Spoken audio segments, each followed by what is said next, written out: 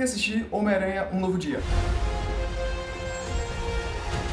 Fala galera, tudo bem com vocês? Eu sou o Arthur e pra muitos que não me conhecem, esse aqui, né, e pra muitos que me conhecem também, esse aqui é o Muito Aleatório. É a melhor obra dessa quadrilogia ou desses 4 filmes do Homem-Aranha. Eu vou explicar mais na frente do porquê, mas antes disso eu tenho um aviso muito importante pra vocês e que eu acho que é um aviso bem importante de verdade. Se você tá esperando que eu use alguma imagem e tal, pode até ser que aconteça, mas eu não vou usar cenas completas neste vídeo aqui. Por quê? O YouTube tá muito chato com relação a essa coisa de usar imagens, porque se você usa no máximo um frame de 5 a 10 segundos, o YouTube já derruba. Por quê? Porque é um conteúdo que não é seu, que está presente em um vídeo seu. E tipo, se você vai se perguntar, você tá tomando strike, bloqueio? Não, porque primeiramente não tem...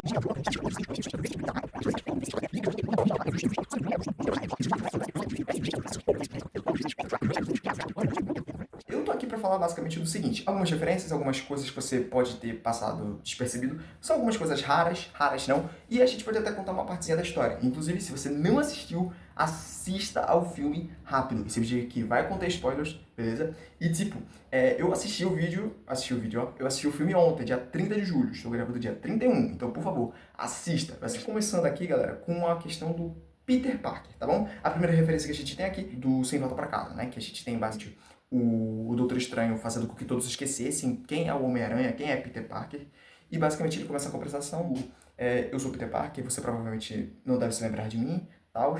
E tipo, é uma apresentação bem legal de verdade. E que a outra referência que a gente pode citar aqui é que o Peter, quando ele tá trabalhando assim, tal, pra combater o crime, ele tem uma mesa cheia, né, com vários monitores, computadores, e que tipo, ele tem uma inteligência artificial, como o Tony Stark tinha várias inteligências. A gente lembra que o Tony Stark tinha várias outras inteligências artificiais, como o Jarvis, ou a Sexta-feira, eu acho.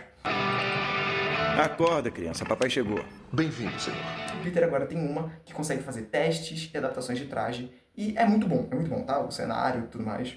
A outra referência que a gente pode citar aqui também é que o Peter, ele fica acompanhando o Instagram do Ned ao longo da obra, né? Porque ambos os três iriam entrar para o MIT. Só que como o Peter fez com que todo mundo esquecesse dele, ele basicamente foi esquecido dessa lista do MIT e basicamente quem passou, né, para poder avançar assim na universidade foi o Ned e a MJ. Então é uma coisa meio triste, mas acontece.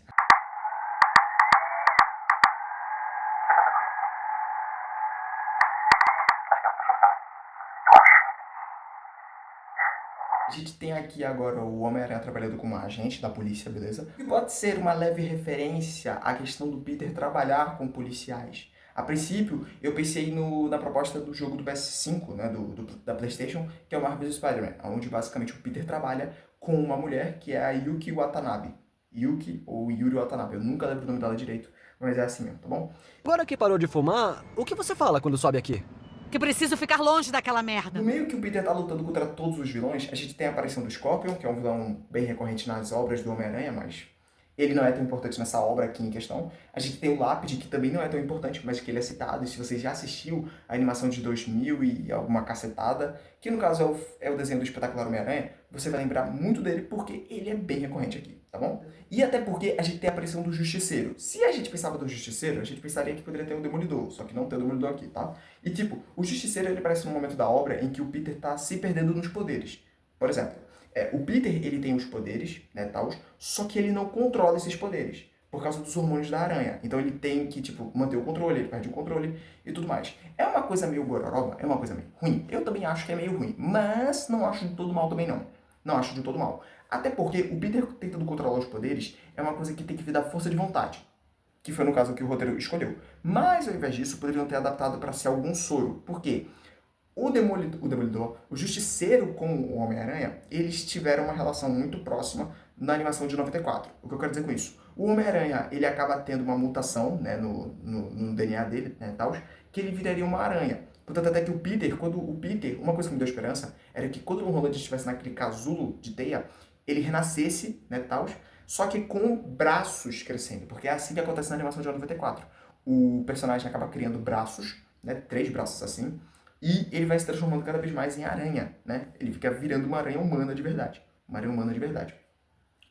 Só que aí o Justiceiro ajuda, né, tal, e eles acabam dando soro pro Homem-Aranha e o Peter acaba voltando ao normal, né, equalizando, né, equilibrando o DNA aranha com o DNA humano. E ao invés desse negócio, né, tal, o Peter busca a ajuda dos X-Men. Só que no meio dessa ajuda, ele não consegue essa ajuda, né, beleza? Ele não consegue, então, tipo, ele acaba indo embora. Eu posso salvar o mundo 10 vezes em seguida, mas quando sou eu que preciso de ajuda, estou sempre sozinho. Obrigado por nada. Aí no lugar dos X-Men, a gente tem o Bruce Banner, né, que acaba virando o Hulk novamente. Finalmente, o Hulk e o Bruce Banner, tá? Que ele usa um negócio lá pra controlar, né, tal, alguma coisa. O que acontece aqui? Existe esse novo vilão, suposto vilão, né, que ele é um herói, que ele fica trocando de consciência, beleza? Nessa troca de consciências aqui, ele acaba basicamente ameaçando o Homem-Aranha, machucar a MJ, machucar o Ned, e no final das contas o Homem-Aranha é obrigado a basicamente a levar a MJ para um lugar seguro. Só que a gente lembra que o Peter escreveu uma carta para poder explicar a situação, tanto para a MJ quanto para o Ned. Só que quando a gente pensa que a MJ lembrou do Peter, olhando pro rosto dele e tudo mais, até o beijando, né, o que deixou muitos fãs, até mesmo eu, chocados, porque eu pensei que o roteiro ia cair muito, no final das contas a gente descobre que a MJ estava sendo controlada pela nova vilã do filme. Vilã, né? E tipo, a gente acompanha isso tudo quando o Peter salva a MJ de cair, bem parecida com uma das cenas do Espetacular Homem-Aranha 2, do Andrew Garfield, né? Que no caso ele não conseguiu salvar, mas é um caso à parte. Mas até aí a gente conhece que, na verdade, quem tá basicamente aparecendo aqui é a vilã, né? A suposta vilã. Que ela aparece e tal. E quando o Peter vai pesquisar sobre essa vilã, né? Porque a minha sessão ficou chocada, de que ela era Jean Elaine Grey. Jean Grey. Poxa, é os X-Men. A gente pensa que os X-Men vão estar no filme? Ao menos eu pensei, mas não. Ela não tá, não. Outra referência é que, basicamente, a citação da irmã dela, a Sarah Grey, ela realmente existe, tá? Nos quadrinhos ela realmente existe. A princípio ela não apresentava ter poderes, só que no final de algum evento muito canônico, assim, no mundo dos X-Men, ela acaba despertando os poderes de telecinese, ou os poderes dela, no caso, que é basicamente os mesmos poderes da Jean, né? E tipo, existe muito esse envolvimento com a Jean, de que a Jean tá procurando o VMAX. A princípio eu pensei que VMAX era algum protótipo, alguma coisa tipo, sei lá, é um V, que vira um X, aí Max, X-Men. Uou! Mas não. Tem nada a ver, não. O principal responsável por tudo isso, por todo esse alvoroço ter acontecido, é a controle de danos, tá bom? O departamento de controle de danos, mais aquele chefe retardado, eles controlam tudo. Eles literalmente controlaram. Controlaram não, né? Eles puxaram pra ser a defesa deles. Os ninjas que o Homem-Aranha enfrenta, né? O grupo de ninjas, o Shocker, né? No caso, as armas de choque. E a controle de danos utiliza muito os vilões que o Peter derrotou no início do filme, beleza? Pra poder ser a força de defesa deles, né, no final das contas. Só que é uma força de defesa bem bucha, né? E tipo, quando o Peter ele tem tudo feito, tudo bem feito, tudo bem construído, é aí que vem a cereja do bolo do filme. Por quê? Aqui a gente percebe que o Peter abandona tudo, ele basicamente decide que ele é Peter Parker, ele é o Homem-Aranha, e ele derrota todos os ninjas a partir dali, tá? Numa cena muito bem feita, muito bem adaptada, que inclusive com a força de vontade dele, ele consegue, né, e com motivação, né, da própria Tia May, né, dos pensamentos dele, ele cresce como super-herói, porque ele consegue controlar o DNA aranha, beleza? Ele consegue controlar. E ele toma um tiro, né? Lembrando que o Justiceiro falou que caso o Homem-Aranha não resolvesse tudo isso do jeito dele, ele disse que ia resolver a própria maneira. E no meio disso, ele soltou um tiro de sniper, no qual acerta o Peter, né? Porque o Peter desvia a Jean para outro lado, né? Depois de ter tranquilizado a Jean, ter acalmado ela e tudo mais, o Peter acaba caindo, acaba sentindo o tiro e acaba indo parar no hospital. E aqui, galera, é um ponto muito importante, por quê? Porque todos amam o Homem-Aranha, tá?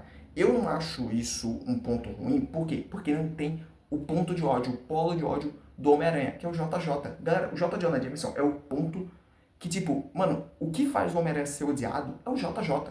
Se tu não tem isso, eu acho que o filme não tem uma grande parte da graça, porque é um idiota raivoso falando besteira sobre um herói que tá tentando fazer a coisa certa, e ele faz a coisa certa, beleza? Pontos que eu queria citar aqui é que é muito triste você ver um herói cair de um jeito da maneira como o Peter caiu, né? O Peter foi iludido, ele foi magoado, porque a Jean controlou a MJ pra beijar ele, né? Pensando que ela tinha recuperado a consciência, né? O que foi uma grande sacada do roteiro, porque se o roteiro realmente entregasse uma ceninha de lembrar, assim, do nada, ou seja, o feitiço do Doutor Estranho não era tão forte, mas foi forte, tá? Contanto até que a MJ não lembra, contanto até que as memórias dela com relação a isso, ela não lembra. tá bom? Contanto até que a parte da sacada do Peter ser muito esperto é que quando o diretor teve a consciência manipulada, ele disse que lembrava de alguma coisa. Sendo que quando você é controlado pela Jean, você não lembra de nada do que você fez. Então o cara obviamente estava mentindo e o cara estava controlando alguma coisa. E no final das contas, galera, a gente sabe que a Sarah Gray acabou sendo um sacrifício para esse projeto, né? E o que prova tudo isso é que a Jean, ela consegue quebrar esse projeto, né? Porque ela é muito poderosa, tá? Ela é muito poderosa, pelo amor de Deus. Muito poderosa. Ela conseguiu expandir os poderes de controle dela a pelo menos acho que 1 quilômetro dali e foi se expandindo ainda mais. Ainda mais. Então, tipo, é um absurdo o que, tipo, esse projeto se tornou, tá bom? E é um finalzinho bem gostosinho, tá? Um Peter voltou ao trabalho, o Justiceiro zoando e participando, sendo muito mais amigo do Homem-Aranha, e a Jean buscando um rumo na vida, e é o Peter tentando se reconciliar com o MJ, com o Ned, e é uma coisa bem legal, tá? Homem-Aranha Um Novo Dia é uma obra bem legal, não tem muitos furos de roteiro, não existe furo de roteiro, basicamente, com relação ao outro filme, né? Porque o Sem Volta Pra Casa tem bastante furo de roteiro, entre aspas, né, da linhagem do tempo, de algumas coisas, mas ele funciona e tem muito fanservice, então é por isso que a gente gosta muito desse filme, mas aqui não existe fanservice forte, não existe furo de roteiro, é um filme bem redondinho, é um filme bem gostoso de assistir, você não sente desprazer nenhum em assistir, você olha e fala, caramba, que bom que eu vi esse filme, que bom de verdade. E é o primeiro filme, eu acho que eu darei uma nota 10 pra cá, isso se eu não utilizasse de algumas coisas. Isso aqui não foi um resumo do filme, tá? Foi algumas referências que eu quis soltar aqui. Se eu esqueci de alguma referência, coloca aqui nos comentários. Foi um vídeo mais curto, foi um vídeo mais pra vocês assistirem assim de boa.